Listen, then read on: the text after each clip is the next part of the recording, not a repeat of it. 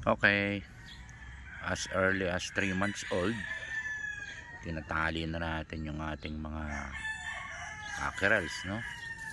Yan, nakatali na yan. Hindi na siya mailap, hindi na takot sa tao, no? So, exposed na siya.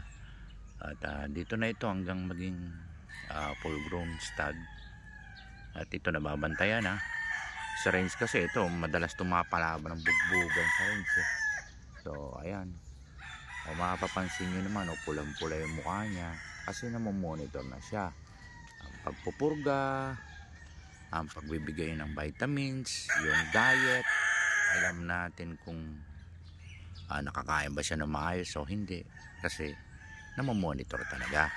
At kung sakaling matamlay, mabibigyan ng atensyon, maaagapan. Unlike kung nasa range pa, makikita mo yan na, bagsak na lang, todas na. Hindi kagaya nitong method na to. Original method ito ng live wire. 35 years ko na itong ginagawa. Okay?